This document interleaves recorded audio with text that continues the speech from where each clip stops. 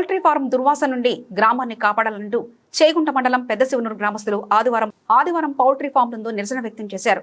ఈ సందర్భంగా గ్రామస్తులు మీడియాతో మాట్లాడుతూ పెద్దశివనూరు గ్రామానికి 70 మీటర్ల సమీపంలో పౌల్ట్రీ ఫారం ఉందని, దాని కెపాసిటీ 1,50,000 లేయర్ కోళ్లుందని, అది గ్రామానికి అతి సమీపంలో 13 షెడ్స్ ఒకే స్థలంలో ఉండడం వల్ల గ్రామంలో దుర్గంధ వాసన వస్తుందని, తాండా నుండి గ్రామానికి వచ్చే రహదారిపైన చనిపోయిన కోళ్లు పడేయడం వల్ల అక్కడ ఉన్న వీధి కుక్కలు వాటిని తిని అక్కడి నుంచి పాఠశాలకు వచ్చే విద్యార్థులపై కరిచిన సందర్భాలు చాలా ఉన్నాయని అన్నారు.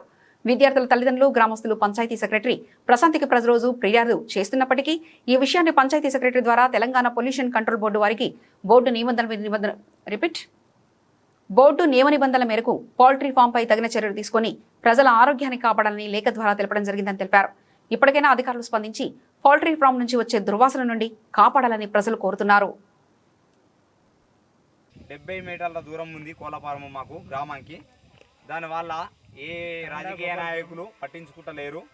దీని గురించి దయచేసి ఈ కోళ్ల ఫారం గురించి పట్టించుకోకపోరు. పెద్దశినూరు, తాండా, ఈ మన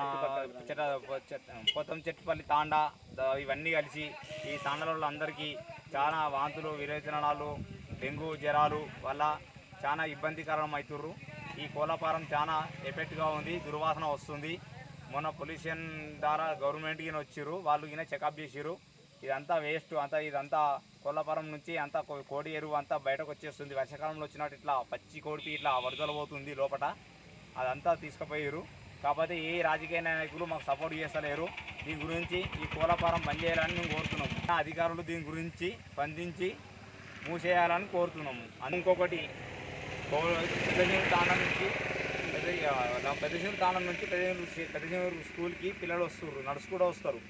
కుక్కలు అలా ఉన్న చనిపోయిన కోళ్ళను కుక్కలు బయటకు ఎత్తుకొచ్చి అదే అలవాటుకు ఆ పిల్లలు ఎమ్మడ వాడి ఆ కుక్కలు ఆ పిల్లల మీకు దాడి చేస్తున్నాయి. దీని గురించి స్పందించాలి దయచేసి అందరూ పెద్ద మనుషులు. రాజకీయ